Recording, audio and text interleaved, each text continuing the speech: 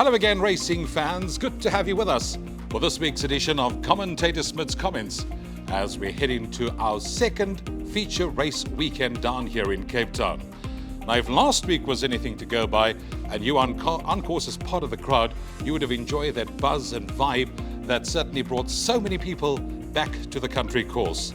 I'm almost certain that momentum will continue as we head into our next big feature race day down here in the Western Cape. Once again, if you are joining us, you can look forward to top quality racing action and a whole host of on-course activities. More about that a little bit later.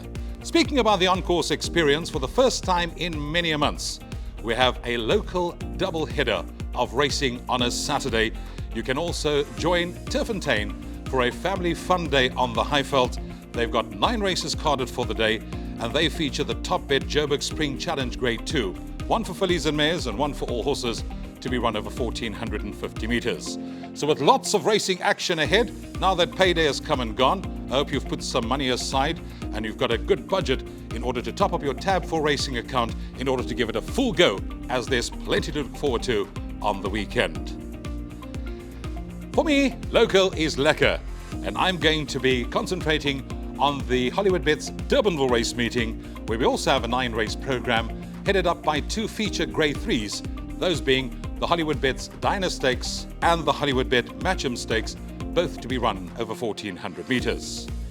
Many racing purists like me believe that this is the unofficial start of the Cape season, because if one looks at the roll of honor of both these races, they certainly read like a manual that is steeped in history. In fact, this is normally the first step for bigger things to come, and champions have emerged as a result of going this route, and I have no doubt that once again this year, that will be no exception. Having had a good look at the card, I thought this week let's mix it up. Let me share my thoughts, sentiments, and also give you my reasoning about one of the exotic bets on the card. And for that, we are going to concentrate on the Jackpot, because both feature races are part of the 4 legs of the Jackpot. So with 9 races on the card, we get underway at 12:55 at Hollywoodbets Durbanville. If you're getting involved in the place accumulator, you need to be on by 14:05, which is race 3. The Big 6 race 4 at 14:40, and of course the bipot will start in the second, not the first race, at 13:30. The first leg of the Jackpot is race 5 on the card. It's the www.hollywoodbets.net maiden special weights for fillies and mares over 1,400 meters. 12 runners will face the starter, and in smaller perms, and in fact this is the way I'm also leaning, at looking at a banker in the first leg. In fact, I don't mind knowing my fate from the get-go. 3, Jazz Bella, certainly looks like the right horse in this race. She's having a 3rd career start. She's shown natural improvement from her first to second runs. She's idly drawn at 3. She certainly looks like the filly they all have to beat, and with Richard Ferree on board, I think she's the one that'll probably end up unsaddling in the winner's enclosure. Now, many people would say, we don't like bankering the first leg, so let's play with a bit of cover. So if you're looking to beat her, you'd probably have to include the likes of 4, Venus de Milo, who is bound to have come on with the benefit of that debut run. 11, Sunlit from Heaven fits that same sort of criteria. Only problem is that Sunlit from Heaven is drawn a bit wide, so it depends on what tactics will be adopted. And then there's 9, Jam Jam, with Grant van Niekerk now back. He'll be up, and you can see Jam Jam on a form line has been getting closer with each and every run, and she could very well make her presence felt. All in all, I'm leaning towards a banker. Beyond those that I've mentioned, then you are looking for an upset potential. So, choice is yours, which way you would like to go. Moving on to race 6, it's the Racecape powered by Hollywoodbets Middle Stakes, over 1,400 meters. And this race is certainly loaded with some talented up-and-coming 3-year-old fillies. So I think we'll need a couple here in order to get through this leg safely. In fact, at first glance, when I looked at it, to me, the Kaya stable runners certainly stood out, and both of them have lively chances. In fact, if one looks at the riding arrangements, Keegan de Mello is contracted to ride for them, then probably number 7, Give Me a First, is the one that they're most leaning towards to end up in the winner's enclosure. Give Me a First returns from a 3-month break. I think would have strengthened up in that time while she's been off.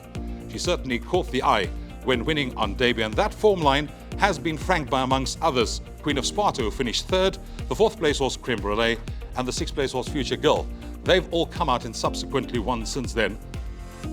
Give Me a First is drawn 7 out of 8, but just judging by the manner in which she won on debut, she will be dropped out and she'll be coming on and doing her best work late at the end. The other Kaya runner is number 3, Gimmy's Lassie. Gr3 is on board. Now, he's certainly been riding with a tremendous amount of success since he's been visiting Cape Town. Now, if you look at Gimmy's Lassie's career record thus far, for 3 wins, it's a 1 and 2 seconds. And I certainly think that Gimmy's Lassie is not without a chance. Yes, she does have the tendency of being slow away, but she does finish her races off well. There's the Snaith Duo, drawn 1 and 2, that also come into the reckoning. One being Act Naturally, who carries just 52 kilos. And she's got Josh Solomons on board. If she goes up handy, she could kick away at the right time. 2 Pekelpa is the other Snaith runner, who will enjoy the step up and trip.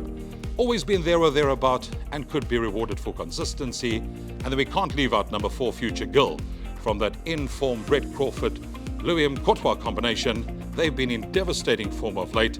Future Girl is well drawn at 4, ideally distance suited. That form line has been franked multiple times. Yes, she does come back from a bit of a break, but I think she could come back fresh. So all in all, I think we need to add as many as we possibly can. Yes, there's only 8 runners. In fact, I'm going to suggest let's go field in that leg of the jackpot. Now on to race 7, the first of our feature races on the card, which is the Hollywoodbets Dina Stakes Gr3 over 1400 meters for fillies and mares at weight for age. And despite only 7 runners, there is certainly lots of quality about this field. I particularly am looking forward to the return of number 6, Chanzane. She was last seen in action on Met Day in January of this year, when she was involved in that thrilling finish with Captain's Ransom in the Mallorca Stakes. Captain's Ransom, incidentally, won this race last year. Now, she's coming back from a well-deserved break. She even skipped the KwaZulu-Natal season, and her trainer's comments in the computer form says she's doing well enough to be competitive, and to me, that's good enough to make her a banker. She's the highest rated, she's the best weighted, and I think she'll start off her 4-year-old season on a winning note. And then on to the last leg of the jackpot, race 8, which is the Hollywoodbets Matchem Stakes Gr3 over 1400 meters. Now, this race has really attracted a top quality field of 10 runners, and in fact, there are a number of them with chances, and you could make a case for about 6 or 7 of them. Let's start from the top. 1, Resonate, model of consistency of late, still look to be on the up. There's 3, Captain of Stealth, who jumps from a very good draw, loves to go up handy, could possibly pinch it from the front. Stable Companion, 4, Silver Operator, was second in this race last year. Grant van Niekerk is up. He'll be doing his best work late at the end.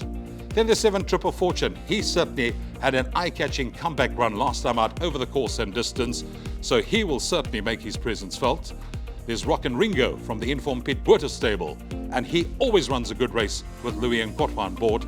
Pomp and Power, number 9, returns from a break. Now, despite this being a bit short of his best, the pace of this race will certainly play in his favor. So here's one of those that will be running on in the closing stages. And then not forgetting number 10, Cosmic Highway. But for that last disappointing run, he certainly has solid feature race form, and I reckon he could also be right there when it matters most. A thrilling contest all in all is what we can look forward to in this year's Hollywoodbets Matchem Stakes. So to summarize the jackpot, going back to the first leg, banker number 3, Jazz Bella. I suggested field the second leg, banker number 6, Chanzane, and then include the ones I've mentioned, 1, 3, 4, 7, 8, 9, and 10 in the last leg, and the jackpot perm will cost you just 56 Rand. We can all look forward to another wonderful day's racing at Durbanville. In fact, there's something for everyone, from gin, beer, and wine tasting to food and drink, kids area, entertainment, live music, and of course, 2 wonderful feature races to look forward to. Bring your friends, all their loved ones, their extended family, everyone's welcome. Entries free, gates open at 11 o'clock. I'll be there. I'm Gr3, and I look forward to seeing you at the races.